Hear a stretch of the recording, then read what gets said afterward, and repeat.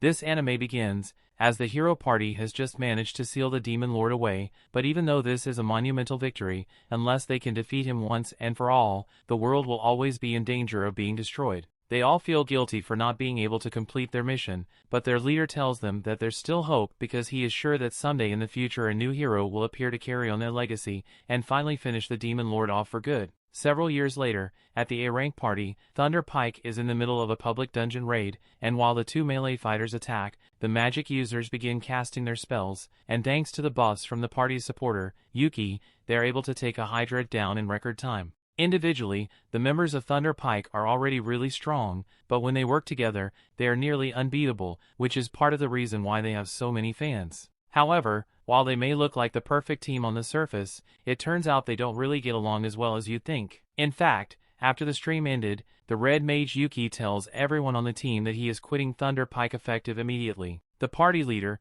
Simone, asks him why he wants to leave, so Yuke explains that he isn't getting a fair cut of their reward money. The money he received today is so little that he may have to start taking out payday loans, and that's a situation he doesn't want to be in. Simone tries to justify Yuki's low pay by claiming that Yuke isn't contributing enough to the party, and Barry chimes in to point out that Yuke never actually engages in any battles. All he ever does is burn through their items' durability with his pointless enchantments. Yuke can't believe Barry would call his enchantments useless, but Barry isn't the only one who feels that way. The only one who actually thinks Yuke is useful is Jamie, but that's just because he's good at setting up their streams. Camilla tells him that if he wants to be paid more, then he has to be more active as a member of the team, but Yuke doesn't think she has the right to say that since she's basically a healer and Yuke is always protecting her in battle. The fact that they don't value the work he does is exactly why he wants to quit the party, but Simon asks him if he's really sure he can manage on his own if he leaves. He says the only reason Yuke is even B rank is because they are childhood friends and Simon did him a favor by letting him join Thunder Pike, and even if he leaves,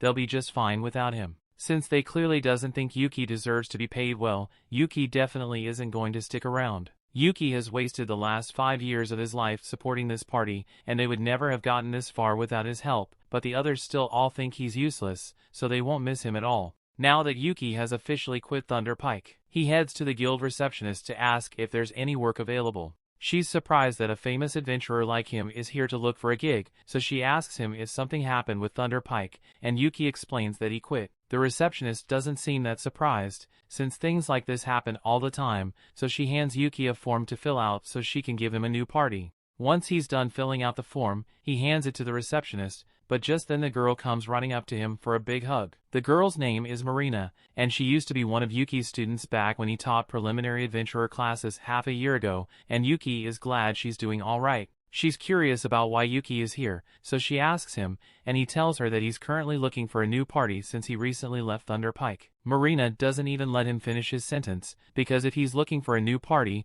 then she would love to have her beloved teacher in hers. Yuke agrees for her proposition, so a few minutes later he is seated with Marina and the rest of her party members, so they can discuss his joining. Silk loves the idea of Yuke joining their party, but she is surprised that an experienced adventurer like him wants to join their D-rank party. Yuke is currently B rank, so he could probably get into a much better party, but he doesn't mind being in a D rank party. And to be honest, he actually prefers it this way. Back when he was in Thunder Pike, they would always take on high-level missions, so Yuke would have to buy a ton of magic items to prepare, which left him in constant debt. That's why he wants to take it easy for a while, and just deal with some low-level quests instead. Since Marina, Silk, and Rain are all on board with the idea, Yuke officially joins their party, and their first mission together is to collect magic iron ore from the Pinto Mine dungeon. It's been a long time since Yuke felt excited to go on a mission like this, and it definitely brings back a lot of old memories from when he was starting out as an adventurer. Yuke recalls that this dungeon has a lot of magic ore veins on the 6th floor, and Silk tells him he is correct, but they were hoping to avoid fighting the 5th floor boss, so Yuke suggests they should start on the 4th floor instead.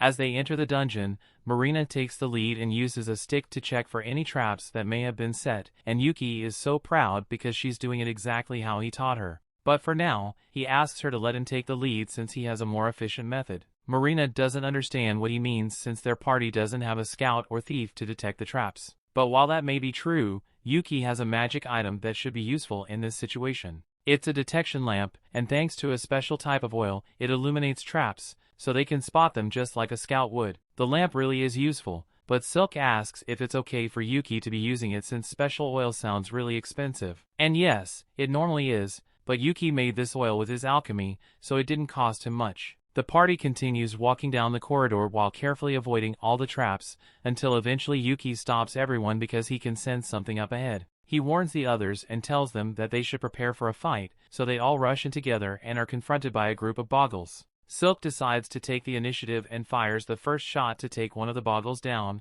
while Marina runs in to handle the rest. As she does this, Yuke casts overlapping physical enchantments on her so she can fight better. And at the same time, he casts a debuff on the baubles to trip them up. While the baubles are disoriented, Marina goes in for her attack, and in one fluid motion, she's able to cut both of them in half, something even she is surprised by. She turns around to ask Yuke if that feeling she just experienced was his magic, so Yuke confirms that he have cast 3 types of enchantment on Marina to help with her fight. Rain can't believe Yuke was able to cast 3 enchantments at once, and on top of that, he managed to do it with no incantation, but Yuke doesn't think it was all that impressive, so he just says they should keep moving. As they continue through the mine, he asks the girls about their usual dungeon exploration routine, so Marina proudly explains that they always take a break after each floor and check their equipment, just like he taught them to do. Since that's the case, Yuke suggests that they should rest a bit before they continue. After their break, Marina and the others check all their equipment for damage,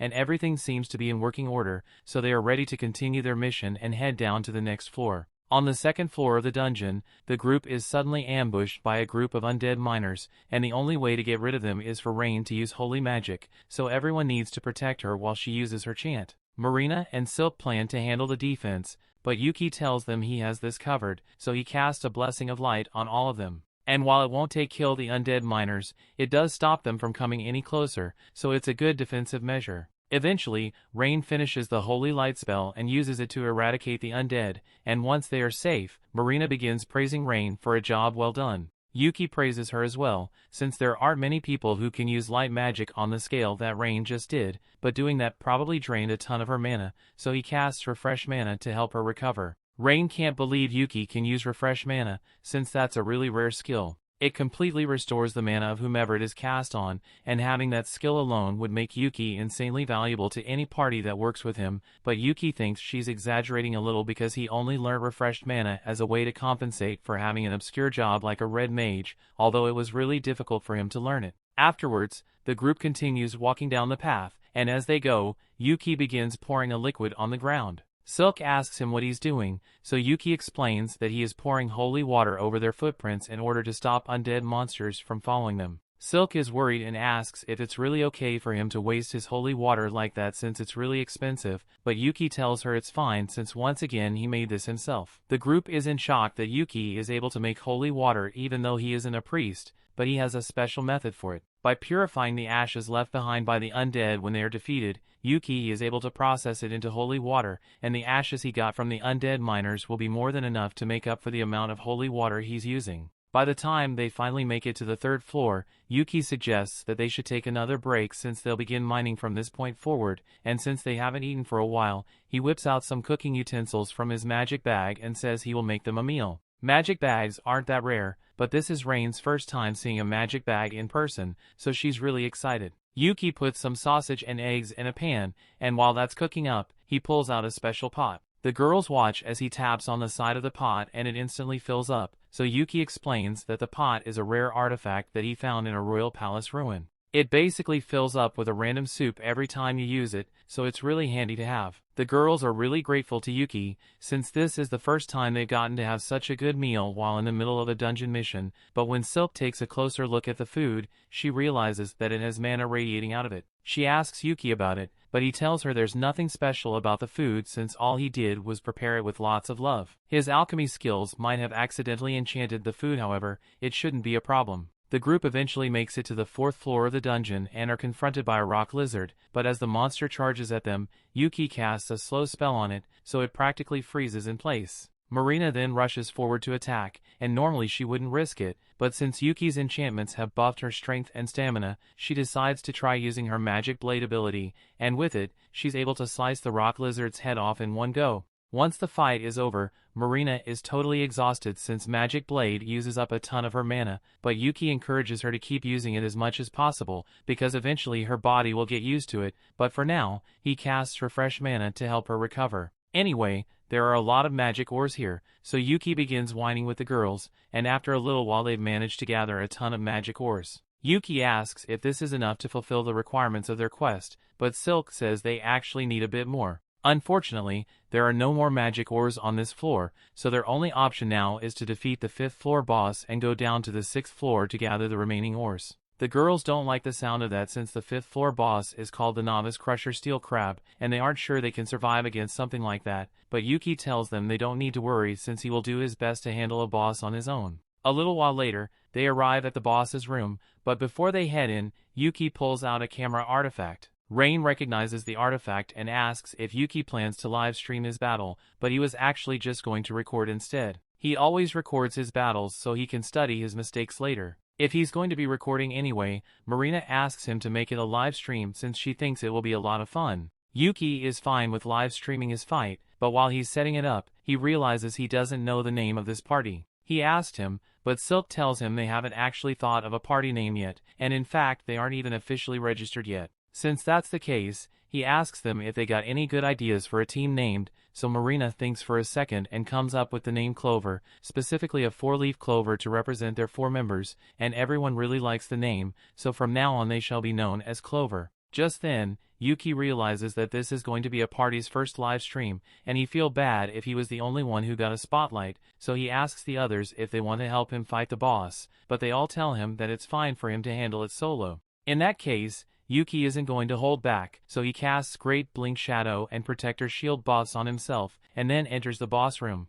The Steel Crab awakens and immediately tries to strike Yuke, but he uses his speed buffs to dodge, and once he's out of the crab's range, he begins casting tons of debuff spells on it, and once the crab is sufficiently weakened, he casts a gravity spell to crush it against the floor. With this, the Steel Crab boss has been defeated and it didn't even take him 1 minute to do it, so Yuke is pleased with his performance. He then ends the stream and Marina runs up to hug him for being so amazing, but she's hugging him a little too hard, so the others ask her to let go before Yuke ends up in a wheelchair. After making sure his back is fine, Yuke tells everyone that they should bring the Steel Crab's body back to the guild, so they can sell the parts. He stores the entire things in his magic bag, and that's a huge help since they never would have been able to carry it back by themselves. So far, Yuke has been indispensable to their party, but Silk doesn't think it's fair for them to constantly be relying on Yuke like this, so Yuke suggests that next time they have a boss battle, everyone can participate so they'll gain some experience. The girls like the sound of that, but for now they still have to open the treasure chest they get for killing the floor boss,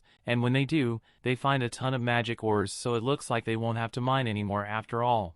The story continues. Dungeon streams are really popular all around the world, as they are a great source of publicity. The big companies often offer sponsorship deals to popular streamers, and right now Yuke's popularity is at an all-time high because the video of him defeating the Steel Crab with nothing but status effects spells has gone viral. Meanwhile, Yuke and the others are returning home, and while on the carriage, Yuke asks them what they thought of their first mission together, and the girls absolutely loved it. They learned all sorts of cool things from Yuke, so this was easily the best mission they've completed so far. In fact, they were all thinking of making Yuke the official leader of their party, since he has the most experience, and they all trust him with their lives since he was their teacher. Yuke is hesitant to accept the role since he never intended to take over Marina's party, but since they all say they want him to do it, he ends up agreeing, mostly so he can ensure their safety in future battles. While Yuke's party is celebrating their first victory, Thunder Pike is suffering a crushing defeat. Simon hired a new guy to replace Yuke after he quit, but he must still not realize how much Yuke is carrying their party, because he led them right into wolf territory and expected everything to just work out.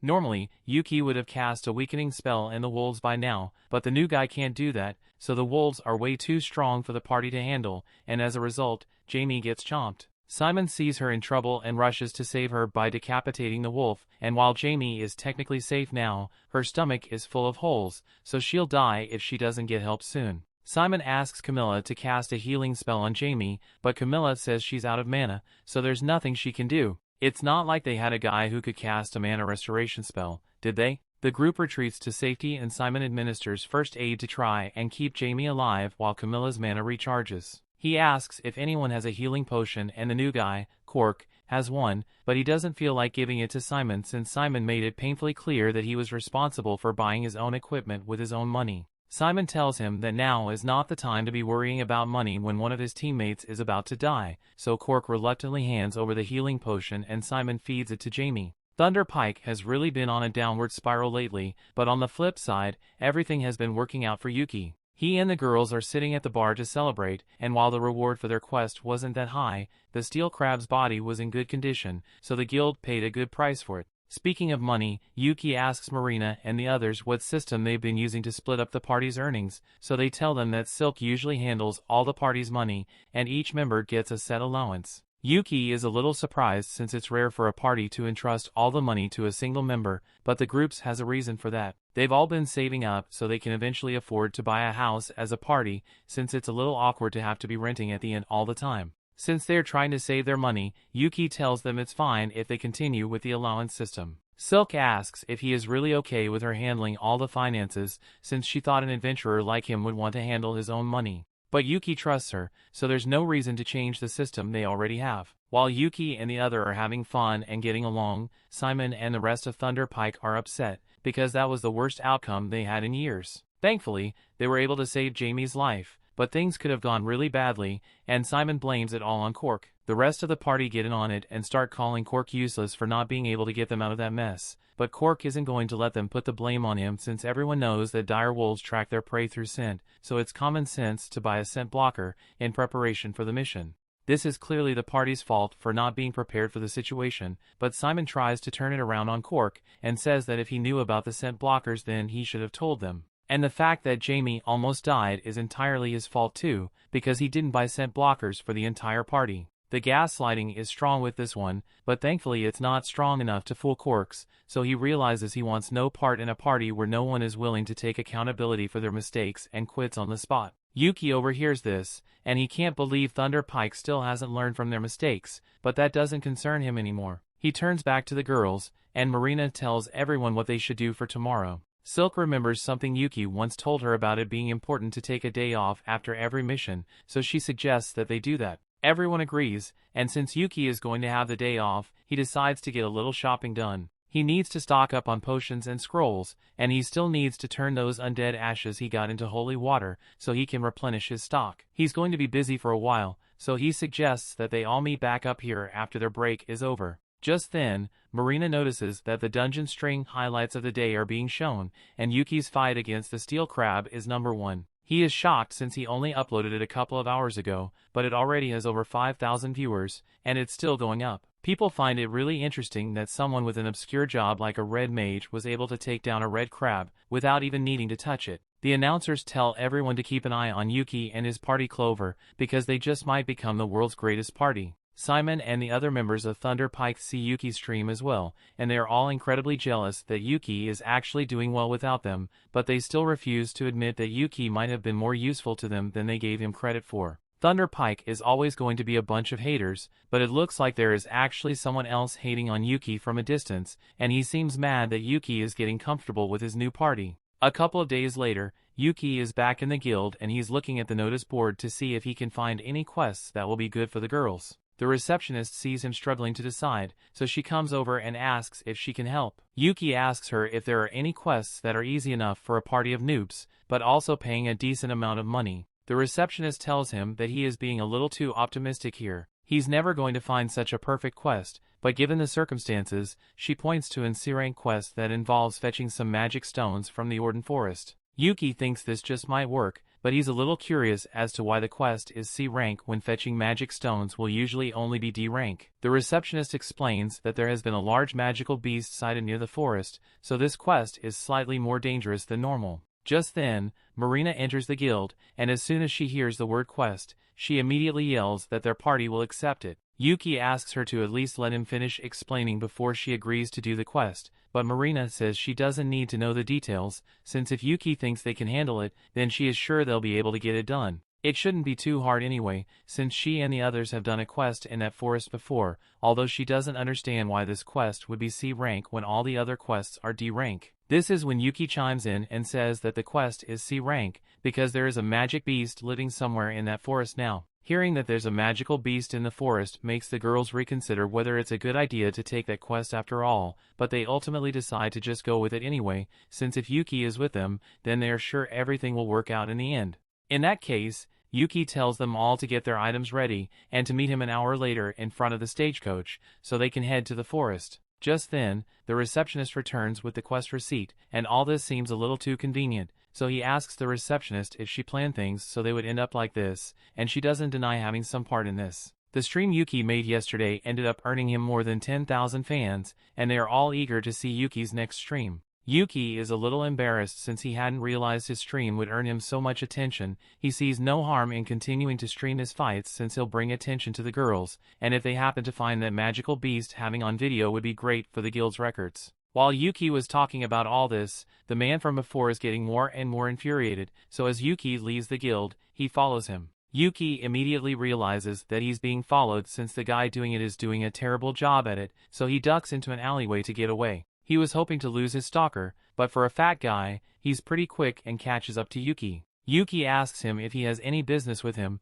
so the man demands that Yuke quit Clover immediately. Yuke obviously says that's not going to happen, especially since he's the leader of the party. The guy can't believe those girls would make Yuke their leader after just one day together, even though they offered to join their party $1,000,000, and they kept turning him down. Yuke understands what's going on here. This guy wanted to get himself a harem of cute adventurer girls, but Marina and the others refused to let him join, and now seeing another guy live, his dream has made him irrational. The man draws his sword to attack if Yuke doesn't agree to leave the girls' party, so Yuke quietly casts his snare trap at the man's feet and then turns to walk away. As Yuke is walking away, the man really does try to attack him, but Yuki's trap causes him to slip and fall on the ground. Once he's on the carriage, he talks to the girls about his random encounter. They recognize the guy as Bezio and tell Yuke that the guy has been trying to join their party for so long. They ask if Yuke is alright since they would hate it if something bad were to happen to him because of them. But Yuke assures them it is not their fault, and besides, he left that guy unconscious in the middle of the street, so they can just report him when they get back to town. In the meantime, before they get to their destination, Yuke wants to go over their mission objective one last time. They are going to fetch 3 magic stones from the Orden Forest, and since the others say they've been here before, he asks them what it was like when they got here. According to Marina, they had been here 2 months ago, but now that she thinks about it, she didn't run into any monsters at all. After hearing this, Yuke realizes that the magical beast must have already been in the forest 2 months ago, and if they encounter it, he's going to be live streaming. This way, the guild gets valuable information about the beast, and in the event that they can't defeat it, it'll be easy to call for backup if needed. Once they arrive in the forest, Yuke begins the stream and the group starts making their way through the forest. Yuke decided to be the rear guard since beasts usually attack from behind, but Marina asks if it's really alright for him to be at the rear since he's in the most danger there. Yuke tells her she doesn't need to worry since not only can he use Blink Step to get away if his life really is in danger, his clothes also have really good defense stats, so he can take a couple of hits before he goes down. They soon reach the waterfall where they are meant to gather the magic stones, but just before they could reach there, Yuke tells everyone to wait because he can sense something coming. The magic beast finally reveals itself, but all the confidence Yuke had earlier goes about the window, because that thing is a high-level monster that's usually only found in the deepest parts of the dungeon, a Zarnag. The girls are nowhere near strong enough to handle this thing or even survive a minute against it, so Yuke gets in front of them and tells Silk to lead the others back to the Adventurers Guild and get back up while he holds this thing off here. However, the girls know that Yuke doesn't stand a chance against that thing either if he is fighting solo, so they refuse to leave his side, otherwise he might really die. Yuke can't really argue with that, so he agrees to have them fight with him and cast his enchantment spells on them. He and Marina are handling the front line, so Marina charges forward first, but the Zarnag squats her away effortlessly. Yuke tries to use his layered status effects on it, and while it does disorient the Zarnag, it doesn't do much damage to it, so he's running low on options. Right now, there's only one thing in his arsenal that can stop this thing, so Yuke decides to go all or nothing. However, he will meet Marina to buy him some time so he can finish casting the spell. Marina agrees to distract the beast, so she gets up close to it and does her best to keep its attention while dodging its attacks. And even when she's about to get caught, Silk and Rain assist with their magic. Thanks to their combined efforts, Yuke had enough time to finish casting the level 5 spell, a highly destructive prismatic missile, and now that it's complete, Yuke fires it straight at the beast's face. The story continues. We see after the prismatic missile hits, it doesn't look like it did much at first, but soon after, a monster begins coughing up blood so has been badly injured. Rain then casts a grade 5 Thunderbolt spell to electrocute the monster, and while it is paralyzed, Yuke orders Marina to chop its head off. Marina charges forward and activates her magic sword while Yuke buffs her with a critical attack spell, and as a result she's able to cleave the monster's head from his body in one swing. Now that it's finally over,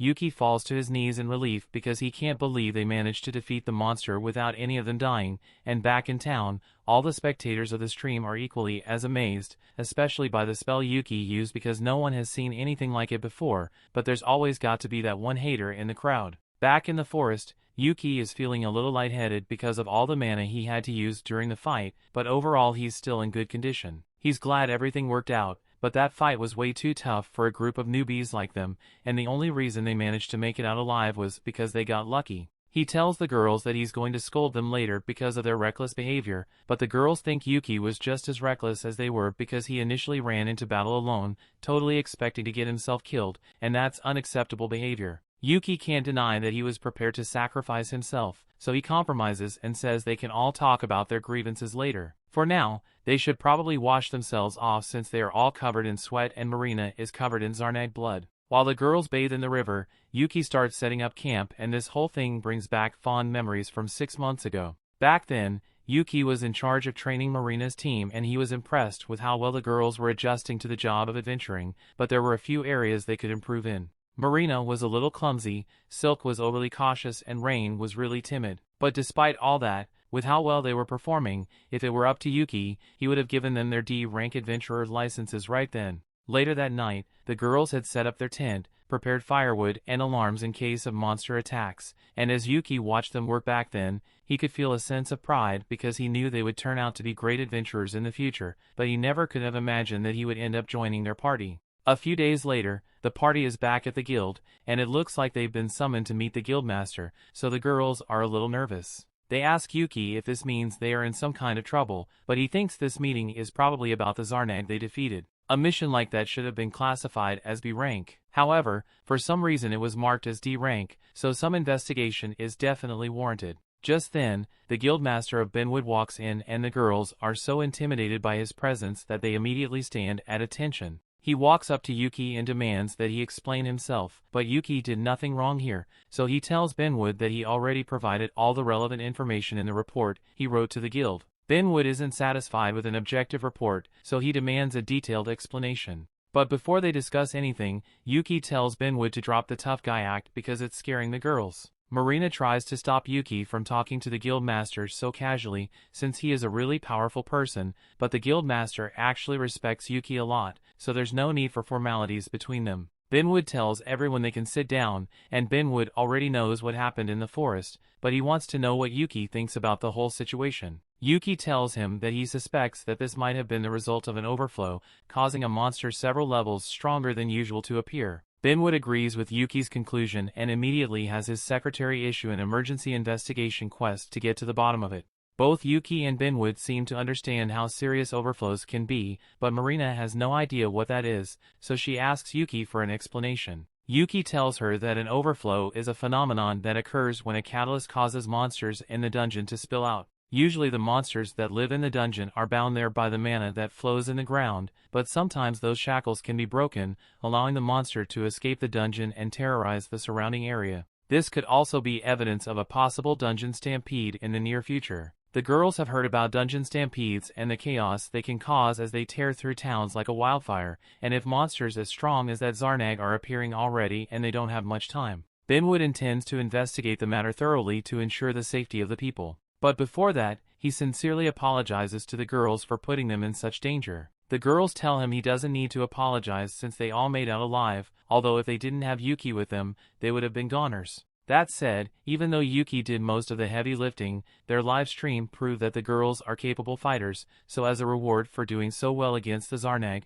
Benwood intends to promote all of them to C rank, although the promotion depends on the girls having Yuki's assistance since he is a rank. Yuke doesn't know what Benwood is talking about since he is only B rank, but that's when Benwood informs him that he is getting a promotion as well. Everyone who watched the livestream saw the high-level prismatic missile spell he used on the Zarnag, so it is abundantly clear that Yuke deserves a promotion, and starting today he will now be an A-rank adventurer. Afterwards, Yuke and the girls head downstairs to have a drink and congratulate each other on their promotions. While they are all together, Yuke pulls out the bag of coins he got as the reward for their quest and gives it to Silk to count out. Silk opens the bag and she is shocked because she has never seen so many gold coins in one place before. Yuke explains that even though the quest was originally D rank because of the difficulty, it ended up being treated as a B rank quest, so the payout is a lot higher than it would have been otherwise. Silk puts all the coins on the table so she can start counting, but then she notices a piece of paper at the bottom of the bag and it has Yuki's name on it, so she gives it to him.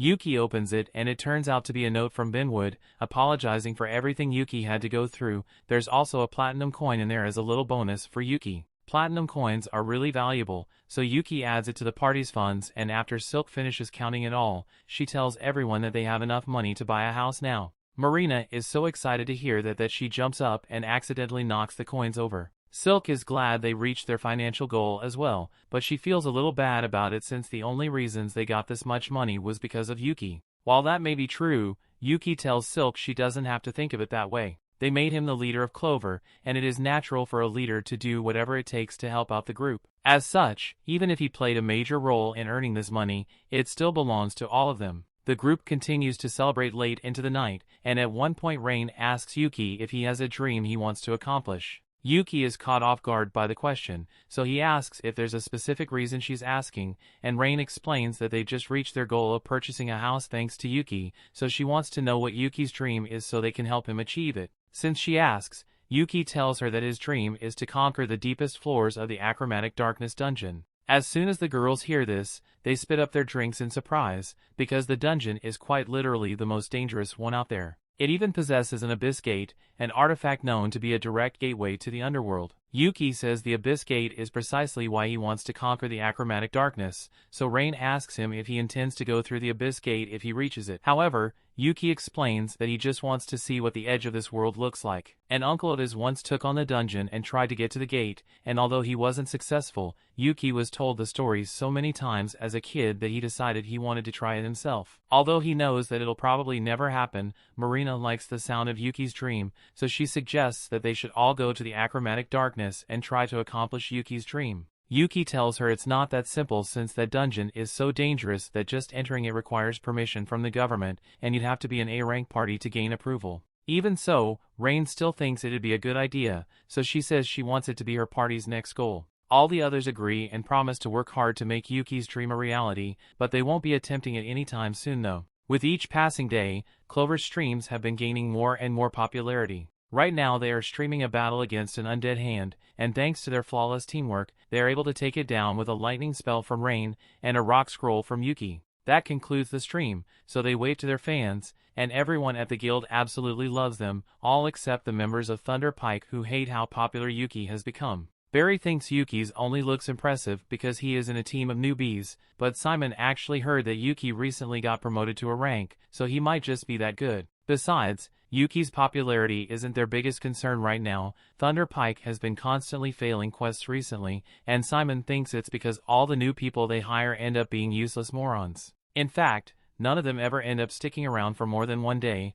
but that can't be because there's something wrong with their team, right? Speaking of their team, Simon asks why Jamie isn't here, so Camilla explains that Jamie wasn't in the mood for a drink. Simon gets pissed since after that mission where Jamie got mauled by a wolf, she's been slowing the team down constantly. As for Jamie herself, she has locked herself in her room and has been watching videos of Yuke's live stream on repeat for hours now. The other members of Thunder Pike are starting to realize that Yuke may have been more useful than they gave him credit for, so since the reason Yuke quit in the first place was because of his low pay, they could just increase his cut a little, and since Jamie hasn't been doing much lately, they can cut her pay instead. A few hours later, Yuke and the others return to the guild to report the success of their mission, but as they arrive at the front door, they find Simon waiting there for Yuke. Seeing Simon again makes Yuke a little angry, so he tells the girls to head inside without him, and then he asks Simon what he wants. Simon gets to the point and says he is allowing Yuke the honor of rejoining Thunder Pike. Yuke can't believe the shit that just came out of Simon's mouth, but Simon tries to manipulate Yuke into considering it by reminding him that his dream to see the Abyss Gate can only come true if he's part of an A-rank party like Thunder Pike. Plus, ever since Yuke bailed on Thunder Pike, they've been struggling to complete quests, so Simon says it's Yuki's responsibility to come back and make things right. Yuke listened to everything Simon had to say, but it's too bad he doesn't care though. He and Simon may have been childhood friends, but that means nothing after all the disrespect Simon has given him, so Yuke wants nothing to do with him ever again. He then walks inside, leading Simon to stew over the consequences of his actions, and meanwhile Bezio was watching the whole thing, and he seems to have a sinister idea in mind. Back inside, Yuke meets up with the girls, and they ask him what happened with the guy outside. Yuke explains that that was Simon, the leader of his former party, and as soon as Marina hears this, she gets worried because Yuke might end up rejoining Thunder Pike. But as Yuke stated earlier, nothing on earth would ever make him go back to that shit show of a party. That aside, they still have to report their mission success to the guild, so they all head to the reception desk and afterwards they'll have drinks to celebrate. The story continues. We see next day, Yuke calls a meeting to tell the girls about a quest they received. Marina is already prime and ready to go, but Yuke tells her to sit down first and at least listen to what the quest is about. He tells them that their party has been specifically requested by Earthies. The girls are surprised since Earthies is the most well-known workshop in the country. In fact, Silk's bow was made at Earthies, so it's an honor to be specifically requested by them. However, the girls still wonder why Earthies would choose Clover of all parties. Yuke explains that Earthies is launching a new theme of equipment for ladies that is both stylish and safe, so they basically want Marina, Silk and Rain to conquer a dungeon while wearing the new outfits in order to promote the brand. Marina can't believe they're really going to be poster girls for a brand as big as Earthies, but Silk and Rain are already fixing their hair for the mission. It's a really good deal since they get paid to conquer a dungeon and get to keep the armor afterwards, so they tell Yuke they'll accept the offer and the group later sets out for Iron Dungeon. When the day for the quest finally arrives, Yuke meets up with the girls outside the dungeon, and they've already changed into the new Earthies gear. Yuke tells them they all look really cute and on top of looking good, the equipment is all really functional so he thinks it suits them. But for some reason, Rain seems to be upset with him and he doesn't know why. The group enters the dungeon, and as they do, Yuke explains that this dungeon is relatively old and only has 4 floors, but at the bottom there is an entrance to a separate dungeon, which is what they will be clearing. To get to the second dungeon's main entrance, Yuke says they're going to have to take the stairs, but those stairs are really long, so Marina asks if they can just climb down the middle with a rope to save time. Yuke tells her that normally she would be right and people have tried doing that in the past, but this dungeon has a distortion field preventing you from going anywhere that isn't a designated path. He tells them to be careful not to get caught in the field, but then he notices that Rain still seems upset, so he asks her if he did something wrong. Rain doesn't say anything, but the others know why she's upset, so they tell Yuke to take a closer look at Rain's outfit. Yuke looks at Rain,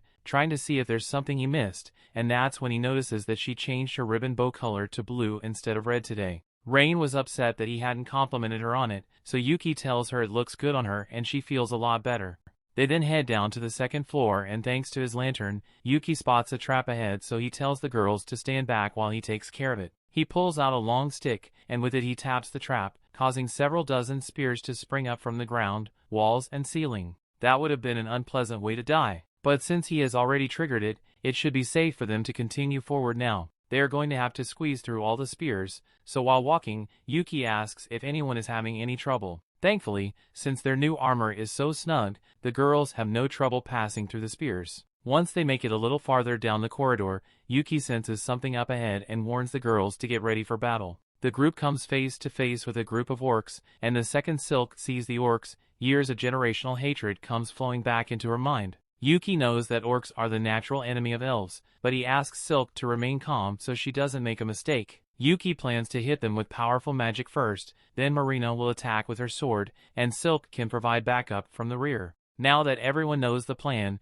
Yuke casts his enchantment spells and Rain begins casting a fireball spell. Once she's done, she shoots it at the orcs, setting them ablaze, so Yuke then joins in with a rock blast. While the orcs try to evade his rocks, Silk shoots one in the neck and another was crushed, so there are only 2 left now. Marina charges in, and as the last 2 orcs charge forward, Yuke hits them with a paralyze and slow spell, allowing Marina to chop one clean in half, while the other gets shot in the neck by Silk. Marina then finishes it off by splitting the orc's head in half. Now that the battle is finally over, Yuke walks over to the orc corpses to pick up the magic stones and asks Silk if she has calmed down now. Silk apologizes for her outburst, but she can't help but be filled with rage whenever she sees an orc. Yuke understands that she can't control her reaction to orcs, since it's just a part of being an elf. Just then, Marina comes up to Yuke and tells him she just found something weird on one of the orcs' bodies. She hands it to him, and after inspecting it, Yuke realizes it's a Memorandum of Revelation scroll.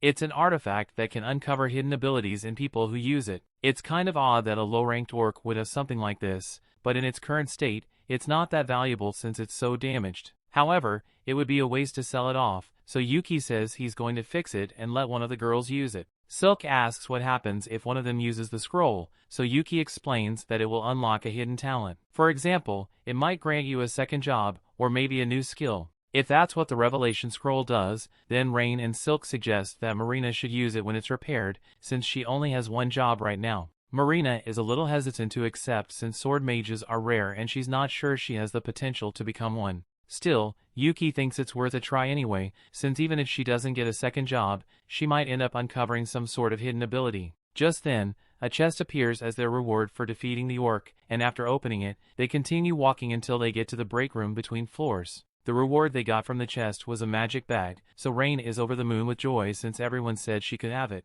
Mostly because its magic bags are more useful to people in support roles. If they manage to find another one at some point, Yuke thinks it would be best if Silk got to have it, since it would allow her to store more arrows. Once their break is over, they all get up, but before they continue, he wants to review the team's losses and gains. Yuke used one of his scrolls, but his mana levels are still decent, and Marina feels perfectly fine. Silk used 5 arrows when they fought against the orcs, but she's got 20 left, and as for Rain, she is ready to continue.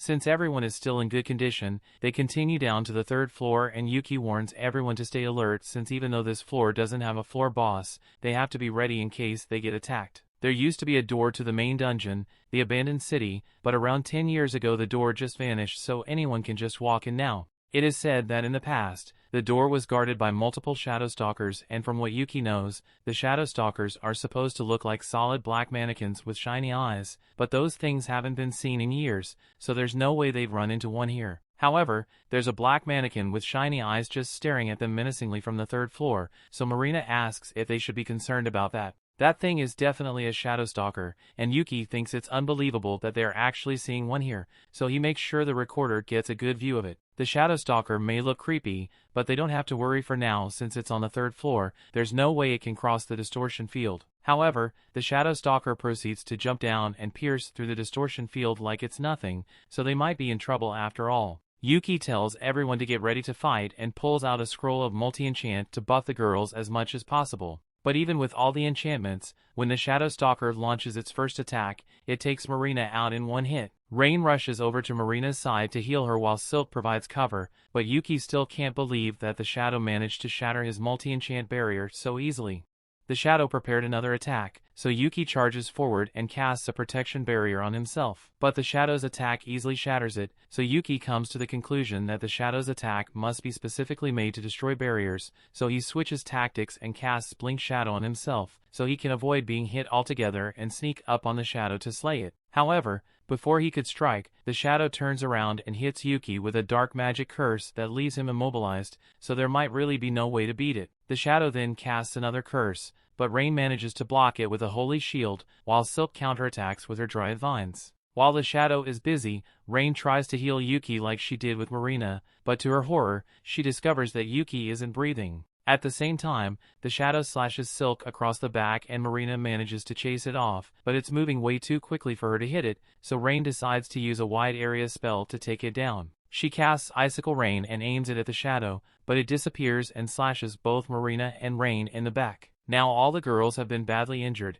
but the Shadow isn't down yet because it then proceeds to cast dozens of Eclipse cannons and fires them straight at the girls. This would have been the end of them, but at the last second Yuke returns and casts a light shield over them. He covers the floor in 1000 trip spells so the Shadow can't get away, and then he begins spamming every possible debuff effect he can cast to weaken it, while also casting buffs on the girls to heal him. Now that the girls are back in fighting shape, Silk traps the shadow in her vines, granting Rain enough time to cast her undead spell to erase the shadow. The battle is finally over and Marina is so glad that Yuke is still alive that she gives him a big hug, but Yuke tells her that her hug is bringing him dangerously close to dying again. Once Marina lets go of him, Yuke thanks her, because if she hadn't spotted the Shadow Stalker when she did, it might have gotten them with a surprise attack, and that would have been a guaranteed death sentence for them. He then asked Rain what she thought of the shadow, so Rain says it was undead, but its mana was in disarray, so it felt like the shadow's existence shouldn't have been possible. Furthermore, it shouldn't have been able to pass through the distortion field, so in all likelihood it must have been the result of a dungeon overflow. Silk asks Yuke what he thinks they should do, and since they are already at the bottom floor, he suggests that they should at least finish their quest before they head back up. In that case, Marina asks if they should inform everyone of the Shadow Stalker with a stream, but Yuke would rather not since they are wearing Earthy's unreleased equipment line, so he doesn't want to show it to the public without permission from the client. Yuke suggests they finish the quest quickly so they can get out of here, so they keep moving and head down to the corridor. There they find the door that leads to the abandoned city, and according to the legends, people once lived in there. However, their quest only requires them to make it to the gate, not enter, so once they touch it, they turn around and head back to the surface. After returning, Yuke makes his report to the guild, and once he is done, he meets up with the girls who are waiting outside. Silk asked him how it went, so Yuke tells her he submitted the footage they recorded and told the guild about the Shadow Stalker. The guild will likely want to interview them about it later, so Yuke suggests they should take the next 2 days off and stay in Qualto. Marina likes the sound of that, so she asks Yuke if he'd like to go on a date with all of them. Silk isn't familiar with the city, so she was hoping Yuke would show her around, and Rain wants to see all the artifacts this city has to offer. Yuke sees no reason to reject their offer, so he agrees to go on a date with them. The story continues. We see Thunder Pike continues going on adventures to try and maintain their status as an A-rank party, but Barry has been complaining a lot about their rations because they always used to get good food from Yuke when he was around. Simon tells him there's no use in complaining about it now, so he suggests they keep going and asks everyone if they still have enough mana and potions. Barry tells him he didn't buy any potions because why would he waste his money on healing potions when he can just have Camilla heal him instead? But Camilla doesn't have infinite mana, you know. Simon tells them to stop arguing and asks Jamie to get their stream up and running so they can continue. While she's working on it, Barry starts calling her weak and useless for no reason, and the others join in on it. They've been on an uncontrollable downward spiral lately, and since Yuke isn't around for them to blame their problems on, they've started taking it out on Jamie, and there's nothing she can do about it. While this mission was yet another failure, as they return to the guild, Mommer tells them that if they keep failing missions like this, then there's a chance they may be demoted. She tells Simon that his party might be better off accepting quests that are a little easier so they can actually complete it this time. And personally, she suggests they should aim for C-rank quests next time. Simon is outraged that she would say such a thing to an A-rank adventurer, but she tells him he hasn't been producing any A-rank results, so he won't be getting special treatment. Simon once again tries to blame his shortcomings on others, and says it's the guild's fault for not introducing them to someone he can manipulate into doing the heavy lifting for the team. But Mommer doesn't give a damn about his excuses and sends him away. With nothing else to do, Thunder Pike sits at a table to brood, but Jamie sits at his separate table because she doesn't get along with the others so well anymore. Barry is still angry that Mommer would threaten to demote them, but Simon calms him down because Mommer was right about them. They haven't been performing as well as they used to, so maybe an A-rank missions are a little too much for them to handle right now with just the 4 of them. However, if Simon thinks their lack of a 5th member is a problem, then Camilla tells him to hurry up and find a new member for their party, since that's his job as the leader. Simon knows Camilla is right, but even if he finds someone else, there's no way he would get someone as good as Yuke was, so Barry asks him if they can just bring Yuke back to Thunder Pike. However, Simon already tried that and Yuke turned him down, so if he's going to bring Yuke back, then he's going to have to do something to convince him to ignore the past few years of gaslighting he had to endure. That's why Simon suggests that they should take a mission in the Achromatic Darkness dungeon, since it has always been Yuke's dream to conquer it because he wanted to find an abyss gate. Simon thinks they can lure Yuke back into their party if they pretend that they are interested in clearing the dungeon, since only rank parties are allowed to go in there, so there's no way Yuke could do it with the newbie girls in his party. Barry thinks this is a great idea, so he agrees with Simon's plan and Jamie is just wondering how she ended up stuck with a bunch of idiots like them. Meanwhile, Yuke and the girls are heading out in town, and while walking to their destination, Yuke tells them that he heard the Iron Dungeon was temporarily closed for an investigation, although it shouldn't be surprising since a shadow stalker did show up for the first time in 10 years. As they continue walking down the street, they eventually find the man they are here to meet,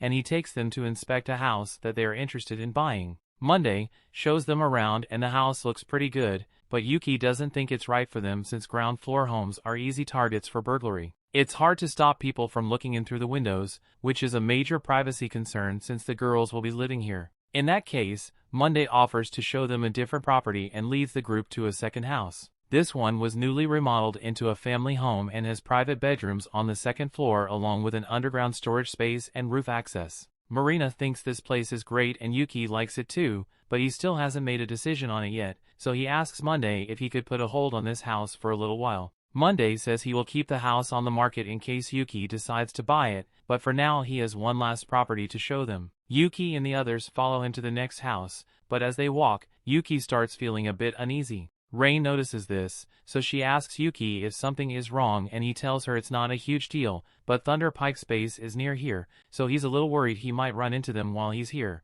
As soon as the girls hear this, they tell Monday they don't want to see the last house. They don't want to risk living in the same neighborhood as Thunder Pike, so it could be a 7-story mansion for all they care. They don't want it. Marina suggests they just buy the last house they saw since that one was pretty good, and Yuke agrees that same day they get everyone's stuff moved over to the new house. Yuke says he will help the girls put their stuff in the house, so he asks if they decided which rooms they want, but they were actually waiting for Yuke to choose his room first. Yuke is confused, so he asks them if they are saying they want him to live with them, and that's exactly what the girls are saying, since this is meant to be a party base after all. And it's all thanks to Yuke that they could even afford to buy the house in the first place, so of course they want him to live with them. Yuke is hesitant to live under the same roof as the girls, but Marina reminds him that when they camp out on their adventures, Yuke has no problem sleeping right next to them, so this shouldn't be any different. It's hard to argue with that logic, so Yuke agrees to move in, but he's setting some ground rules. He tells the girls to keep in mind that he's a man, so they have to actually use their door locks when they are changing their clothes or something. He just really doesn't want to get forced into embarrassing situations,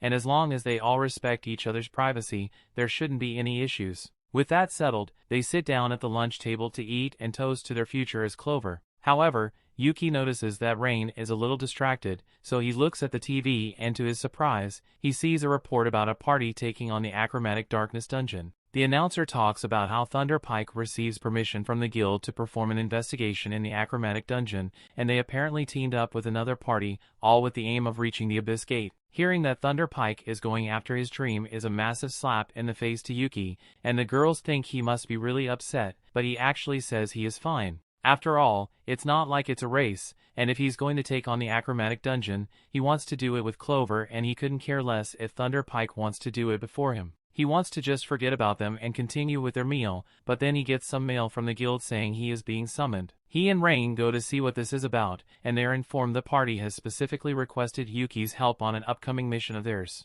Yuke is curious about the request at first, but then he sees that it is from Thunder Pike, so he immediately rejects it and goes on with his day. However, a couple minutes later, Simon is informed that Yuke declined the request, so he goes out of his way to track Yuke down and demand an explanation. Yuke was expecting something like this to happen, so he turns to face Simon and Simon demands to know what reason Yuke had for rejecting their request. Yuke tells him there's no special reason behind his decision. He simply doesn't want to work with Thunder Pike under any circumstances, even if it's for his dream. He's honestly surprised that Simon even remembered that his dream was to find an Abyss Gate, but he has no plans on getting involved, so he wishes Simon the best of luck on his mission. Simon tries to guilt Yuke into reconsidering by saying he already started making preparations around Yuki's participation, but that sounds like a Simon problem, so why should he care? In the first place, it was incredibly rude to send a spot request to someone who is already in an active party, and as long as it is a request, Yuke has every right to refuse for whatever reason he chooses. Simon gets angry and tells Yuke he is in the wrong for abandoning Thunder Pike, but Yuke is at his limit and yells back that Simon is the one in the wrong here. While Yuke was in Thunder Pike, everything from pre-quest preparations, quest research, and even intel gathering was dumped on Yuke's shoulders, and not once did Simon show any gratitude for all the work he put in. All Simon ever did was use him, so as far as Yuke is concerned, they are no longer friends. Simon is stunned and asks Yuke what he is supposed to do now, since if Thunder Pike fails another quest, they'll be demoted. Again, that's not Yuki's problem to deal with, so he takes Rain's hand and walks away. 2 weeks later, Yuke meets with the guild master and he's got some bad news to share. It looks like a dungeon overflow really is occurring because in addition to what happened to Yuki's party in Ion, there have been several other incidents around the country. Given the circumstances, the Royal Academy couldn't deny the possibility of a dungeon stampede, which is likely why they granted Thunder Pike permission to investigate the Achromatic Darkness. With that said, Benwood wants to nominate Yuke and the rest of Clover for an investment quest in the Achromatic Darkness. Yuke immediately tells Benwood he can't accept the quest because there's no way a C-rank party like Clover can do a job like this. Besides, even if Thunder Pike isn't reliable, there are other A-rank parties included in the Achromatic Dungeon investigation. However, Benwood tells him that the other parties have gotten fed up with Thunder Pike's tricks and backed out of the mission. In fact, it looks like Thunder Pike never actually intended to go on the mission, because they haven't even submitted a formal application for the mission. Benwood then pulls out a logbook and shows it to Yuke, but Yuke already knows exactly what this is, because it is the only conquest log of the last mission into the Achromatic Dungeon, and in it there is proof that the Abyss Gate exists. That's exactly why Benwood wants Yuke to do the investigation, because he is passionate about the Abyss Gate, and if it's him, any reports he makes can be completely trusted. He isn't asking Yuke to conquer the entire dungeon, he just wants him to take a look inside. But to do that, Yuke would have to fight his way through the dungeon, and he thinks that would be too risky. Benwood understands his concerns, which is why he is willing to give Yuke this for the quest. It is a scroll of exit, and with it, Yuke can leave the dungeon instantly whenever he wants, so Benwood asks Yuke to reconsider. Just then, Mommer comes in and hands Yuke the formal request form for this mission, and it says he will be joining a party called King of Lamelia, and his party will be granted provincial A-rank status for the duration of the mission. This is starting to sound like a really big deal, so Yuke says he needs to talk to his party members about it before making a decision. After getting home, Yuke tells the girls about the request, and tells them that he is actually thinking of turning it down. The girls are surprised that he would reject such a huge opportunity, and Yuke understands that participating would be a great boost for the party, but he doesn't think they are ready for it. There's still a ton of experience and preparations they are missing, but while they can't do much about their lack of experience, Silk tells Yuke that they can still make the necessary preparations before the mission begins. Rain asks Yuke if he's scared for some reason, and Yuke hadn't thought about it till now, but he really is scared. He's worried that he might lose the girls if they take on a dangerous mission like this, because that's the last thing he would want to happen. The girls feel the same way about him, but they promise to do everything they can to make sure they come back from the mission safely, so Yuke can trust them to handle themselves. Yuke realizes he was being overly cautious and apologizes to the girls for not believing in them. They all agree to take on the Achromatic Dungeon together, and later that day the group heads back to the guild to tell Benwood that they are accepting the quest. But they talked it over and they may need an extra person, so they ask if he can introduce them to a good scout. Mommer has expected something like this, so she already has someone lined up. This is Nene, and she's the daughter of one of Mommer's friends, but after one too many pranks, she got banned from her homeland. So Mommer took her in and helped her change her life around. Nene introduces herself as a former Fursy thief, but now she is an C-rank ninja, and she promises to make herself useful to the team, so she asks to be hired as their scout. The story continues. We see Yuki's team is ready. Benwood and Mommer lead them down into the guild basement, where the entrance to the Achromatic Dungeon is hidden. Silk is surprised because she never expected the dungeon entrance to be right below the guild. Mommer explains that the Adventurers Guild was built on top of the Achromatic Dungeon as a protective measure to seal off its entrance. But that aside, before Yuke and the others head inside, there's something Benwood wants to inform him of. The other A-rank party that was meant to come on this investigation actually backed out at the last minute, so Thunder Pike is the only party in there right now. He knows how Yuke feels about Thunder Pike, so he thought he should give him a warning since he might end up running into them. And speaking of Thunder Pike, the guild is currently investigating them for fraud since there have been allegations that Simon is squandering the funds meant for the mission. In any case, he just asked that Yuke try to keep things friendly if he does run into Thunder Pike, because they can't have adventurers fighting amongst themselves in the dungeon. With that, the dungeon gate is opened and the group gets ready to begin their investigation.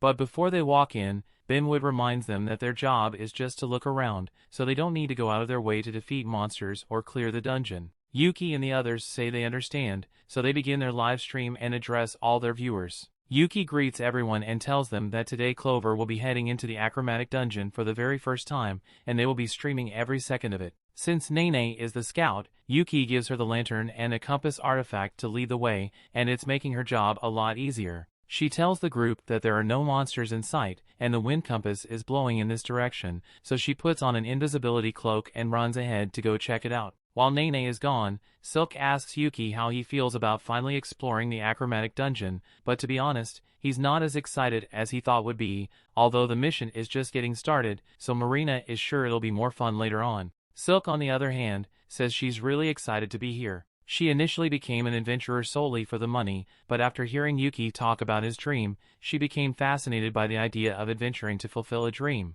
A little while later, Nene returns and she says she has confirmed the route they should take, but this place is really weird. The route Nene was talking about is this door floating in the middle of a forest, so Yuke and the others walk through and head deeper into the dungeon. While they are walking, Yuke mentions that he heard that Thunder Pike entered the dungeon 2 weeks ago, and they are currently on the 8th floor, so there's not much chance of them running into each other for now. Yuke reminds the girls that their objective is just to find out if there's anything odd about the dungeon, not to clear it, so it would be best to avoid all battles if possible. However, they soon find their path blocked by a strange fish monster, and there's no way around it, so it looks like they are going to have to fight after all. Yuke has never seen anything like this creature before, so he's not taking any chances and starts forming an attack strategy. He tells Rain to get compact fire spell ready and asks Silk to fire her arrows at the monster's head. As for Marina, he wants her to use this. She normally attacks with a sword, but Yuke wants to finish the monster off as quickly as possible, so the crossbow is the best option. Marina is a little disappointed since she was hoping to use her sword after getting a new samurai job, but a crossbow is cool too. Now that everyone is clear on the plan, Yuke goes all out and begins casting his prismatic missile spell, so just as the monster begins charging, he shoots it, followed up by a crossbow bolt from Marina, creating a hole in its chest. Rain then launches her flame spell straight into the hole in the monster's chest, causing it to burn up from the inside, and Silk finishes it off with a few arrows to the head. Nene is amazed by how quickly they were able to take the monster down, and now that it has been defeated, the team can move on to the safe room. Once they get to the safe room, Yuke says they should take a break and cuts the stream. He asks everyone to report their losses, but aside from the arrows that were used to fight the shark monster, everyone is still fully equipped. Yuke is glad to hear that everyone is in good condition, so that just leaves one more thing to deal with, the treasure chest. They are obviously going to open it, but Yuke is debating whether they should stream it or not. Silk points out that if there ends up being valuable loot in that chest, people might get upset about an C-rank party like them getting it. She makes a good point, so Yuke says they should open the chest off camera and gives Nene the go-ahead to pick the lock. She does as instructed, and while picking the lock, she discovers that there's a trap built into it. But that's not an issue since she is skilled enough to avoid it. Nene eventually gets the chest open, and they are all amazed to see that it is full of beautiful gems, so Yuke tells Silk to hold onto the jewels and gold for now. She starts putting them into her magic bag, and once she's done, Yuke takes a look inside to see if there are any artifacts. No idea why they left some jewels in the chest, but Yuke finds a ring artifact that looks really promising, as well as this cube thing. He's a bit confused since his appraisal didn't give him any information about the artifact, but that's because the artifact has no attributes yet. It sounds interesting, so Yuke intends to report its existence to Benwood before trying to use it. But as for the ring, he thinks it would be great for Rain, since it's an artifact that keeps its user calm. And it's clearly already working since she only slightly freaked out over Yuke getting down on one knee and putting a ring on her finger. They continue making their way through the dungeon, and before long, Nene is able to track down the second-floor staircase. Yuke tells her she's doing a great job as their scouter, but Nene tells him it's all thanks to the wind compass artifact he let her borrow. It allows her to find the staircase by following the air currents in the dungeon. Yuke is a bit surprised since he thought everyone used similar artifacts to traverse the dungeon, but he just has so many in that it seems normal to him. Once they make it into the second-floor safe room, Yuke asks everyone to state all the strange things they've seen so far. Silk mentions that the scenery seems to have changed in some locations, and then there's that shark head thing, but most intriguing of all is the fact that they found a treasure chest in the first-floor safe room. That made no sense to him because treasure chests are usually only located in the deeper floors, and the value of the items found in the chest is directly proportional to the danger of the floor, so the fact that they found all those gems along with 2 valuable artifacts doesn't add up. All of this is more than enough reason to warrant suspicion, and just to be safe, they probably shouldn't risk going too deep for now,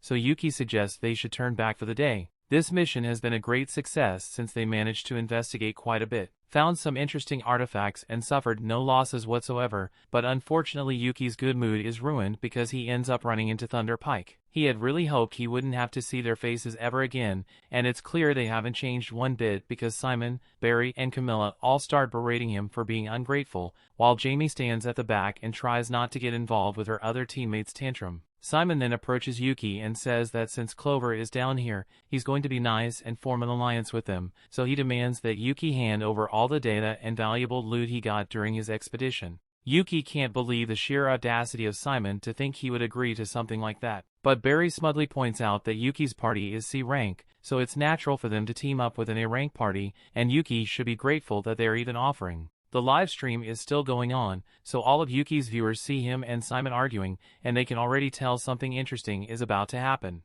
Simon continues spouting his BS and also demands that Yuke give him all the credit for any information he gathered. Yuke is getting tired of listening to Simon's stupidity, but before he could say anything, Silk beats him to it. She calls Simon shameless for trying to take advantage of others, but Simon, Barry, and Camilla are discriminatory against dark elves, so they call her a filthy follower of the dark god and say a savage like her has no right to speak in their presence. That was the last straw for Yuke because they can disrespect him all they want, but if they insult a member of his precious family, then someone's going to die today. Simon tries to downplay his and the others' blatant racism, but Yuke is dead serious about his threat, and he tells them that he would sooner die than ever work with him again. He doesn't want to spend even another second near Simon, so he tells everyone in Clover that they are leaving in terms to walk away, leading the three narcissists furious, and Jamie is really uncomfortable. And remember, all that was caught on Yuke's live stream, so a lot of people just saw Thunder Pike act openly racist, and it's only a matter of time before they get cancelled. 2 days later, Thunder Pike is called into a meeting with Benwood, and he tells them that several complaints have been lodged against Thunder Pike in the past few days. One is from their sponsors, claiming that Thunder Pike is misusing the funds that were allocated to them for the mission. 2 civil rights complaints from the Council of Elves and Wellmelia for being openly racist towards Silk, and 1 from the guild's headquarters. Benwood asks if Simon has anything to say for himself, but unfortunately, common sense was in short supply when Simon was born, so he says he did nothing wrong. If anything, he thinks Clover was in the wrong for allowing their filthy savage elf to speak to him like that, but before he even finishes that sentence, Simon receives a well-deserved punch to the face. Benwood is furious that Simon is so remorseless, but Simon doesn't understand why Benwood is making a big deal out of this single savage elf. Benwood throws a dagger near Simon's face to shut him up, and since Simon is clearly too ignorant to figure out on his own, Benwood breaks it down for him. An A-rank party recognized by the Kingdom of Wellmelia was just seen being openly racist towards a dark elf, and that has sullied the dignity of the kingdom. Simon thinks Benwood is overreacting over a little argument between adventurers, but Benwood grabs him by the neck and tells him his little argument may end up damaging the kingdom's relationship with the elves. So here's what's going to happen. Benwood wants Simon and the others to make an apology stream immediately, and he had better be prepared to lose his adventurer's license as well, or maybe even be exiled from the kingdom altogether. Simon is starting to realize how serious this actually is, so he tries to bargain by saying there will be no one to complete the Achromatic dungeon investigation if Benwood exiles them, but Benwood tells him that he will be just fine without them. Unlike Thunder Pike, Clover has proved themselves to be capable of handling themselves and working together in dangerous situations, and while they are on the mission, they have been provisionally granted A-rank status. Simon is left speechless upon realizing that Clover is A-rank. Benwood doesn't want to waste any more time talking to Simon, so he tells him to get out of his office and start working on that apology stream. Simon can't believe this is happening to him, and he has no intention of apologizing for what he did either because he doesn't think he did anything wrong.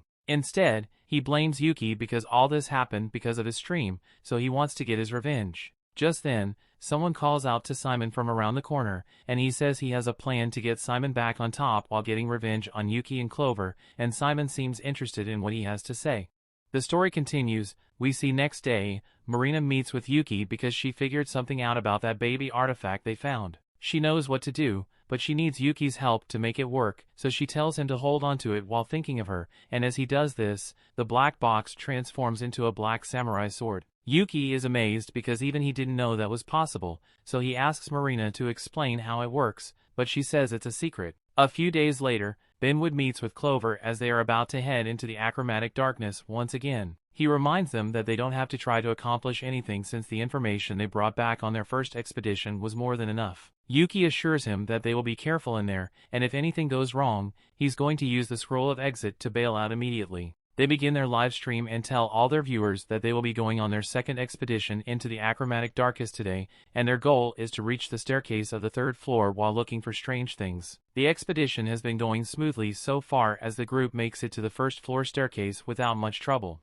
But as they head up the 2nd floor, they find something none of them were expecting: a wide open field. The girls find it hard to believe that they are still inside a dungeon when they can clearly see the sky. But Yuke remembers seeing records of some dungeon floors that look like outdoor areas, so this isn't that strange. The only point of concern for him is that outdoor floors usually only appear around the 20th floor, but they are currently on the 2nd floor, so this isn't normal. Yuke thinks the dungeon layout must have changed, so he would like to get a better look at their surroundings, but unfortunately he didn't bring a telescope with him. Luckily, Rain knows a telescopic vision spell, so Yuke lifts her up onto his shoulders so she can take a look around. Rain looks out into the distance, and at first she doesn't see anything, but then she spots a little house on the other side of the field. Since it's the only thing they spotted in this field, Yuke and the others start heading towards the house, but as they walk, Silk asks him if it's normal for there to be houses in a dungeon. Yuke knows ruins are often found in dungeons, but this is the first time he has ever encountered a full house, so he's not sure what to expect from this. And the fact that there's a sun here only adds to his worries,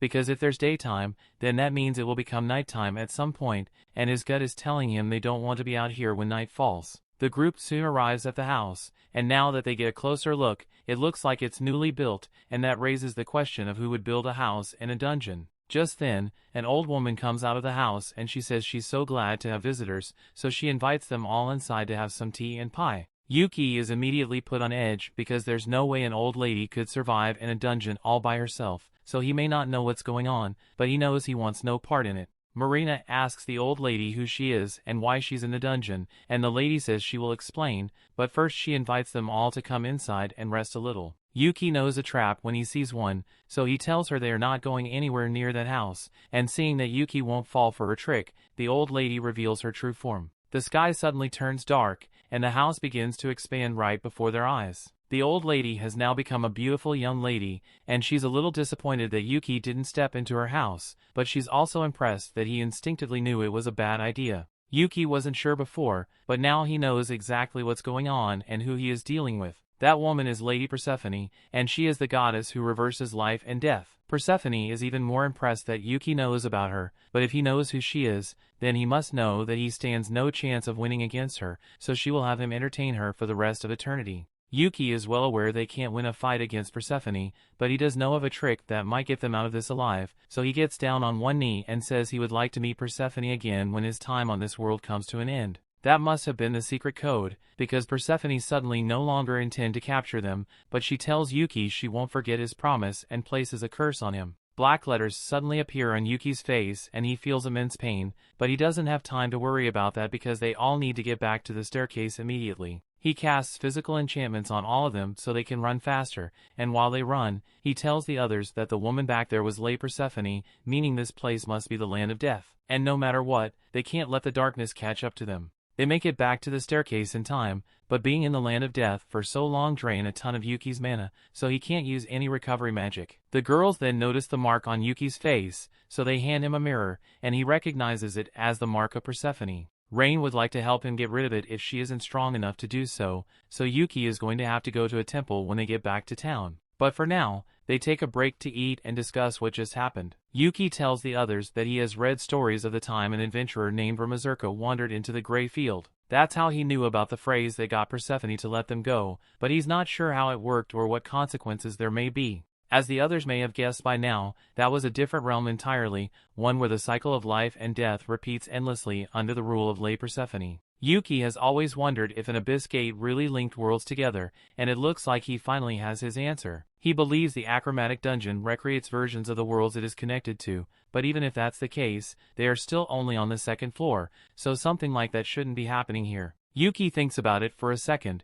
and he realizes they may not be on the second floor after all. He remembers reading some records of the Vanguard conquering something similar to this floor once before, meaning this must be the 30th floor. That means the staircases are transporting them to random floors in the dungeon. If the floors of the dungeon are really being skipped somehow, then there's no telling what else could happen, so Yuke thinks it might be a good idea to use the exit scroll to leave immediately, but Silk tells him to wait. His mana is still drained from his encounter with Persephone, so using the scroll now would put too much strain on them. The girls suggest they should stay in the safe room for a little while longer, at least until they've all recovered. And since that's what they want, Yuke agrees. They'd all go to sleep, but by the time Yuke opens his eyes, he finds himself tied up with Simon standing over him. He questions why Simon of all people is here, but Simon says he simply followed Yuke and the others here. Yuke demands to know what he wants, but Simon tells him to calm down unless he's fine with the girls getting hurt. Camelot only cast a sleep spell on them for now, so they are still okay.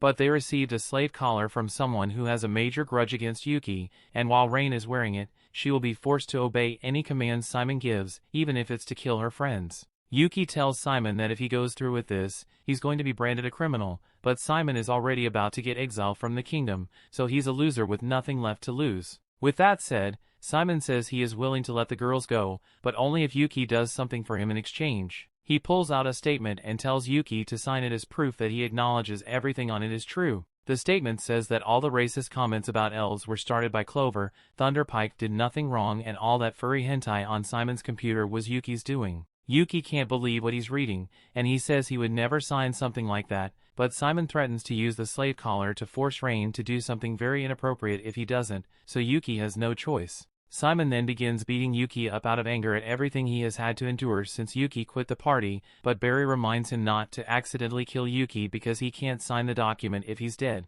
Simon realizes he's right, but he still wants to make Yuke suffer, so he tells him he's going to order Rain to kill Silk and make Yuke watch the whole thing. Yuke begs him not to do it and says he will sign the document, so Simon gets in front of him and brings out a quill for Yuke to sign with. Jamie stands in the back looking guilty for what her teammates are doing, but she's not getting a pass after letting things get this far. Yuke is just about to sign the document, but all of a sudden they feel a massive earthquake happen. The earthquake soon passes, so Simon tells Yuke to hurry up and sign the paper already, but Yuke is still worried about that earthquake that just hit. This is a safe room, so if an earthquake reaches here, then it's a clear sign that the dungeon is destabilizing. Simon thinks Yuke is just making stuff up to stall for time, but a few seconds later the floor collapses beneath his feet, sending Simon, Barry, and Camilla falling into an abyss. The rest of the floor is going to give out soon, so Yuke tries to wake the girls up so they don't die from the fall, but they are still out cold.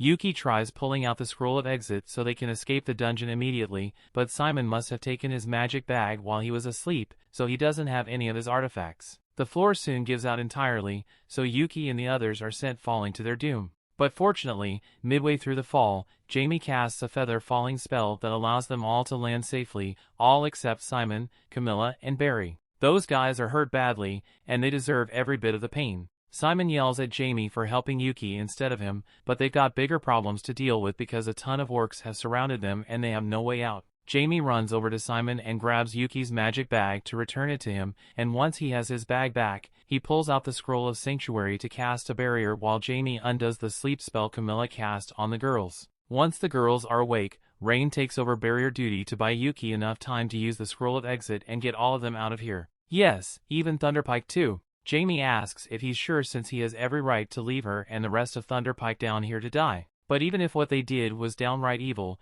Yuke doesn't want to let them die in a dungeon. Unfortunately, Yuke underestimated just how short-sighted Simon can be, because while Rain was maintaining the barrier, he decides to take her hostage. As a result, the barrier goes down, so the others are forced to fight the orcs to keep them away. Yuke wants to help, but he can't do anything while he's stuck in the scroll activation state, so Simon might actually kill Rain. Luckily, Jamie runs up from behind Simon and knocks him to the ground to save Rain. A scroll is about to activate, so Yuke yells for Jamie to come over to his side so she can teleport out of here with them, but before she could move, Simon elbows Jamie in the face and starts walking over to the teleportation circle. Barry and Camilla plead with him to carry them to the circle too, because they can't move, but Simon doesn't care about them anymore, so he's fine leaving them behind. However, before he could get to Yuke, Jamie lasers him through the knee to stop him from getting to Yuke. Yuke calls out to her again because the scroll is about to activate, but there's no way she'll make it in time, so she just smiles and accepts her fate as Yuke, and the others teleport away. Simon begins to panic after realizing that he's out of options, so he pulls out his last resort and stabs himself in the neck with some sort of injection as the orcs close in. That brings the episode to an end. Thanks for watching. Want next part? Subscribe the channel and turn on notification bell.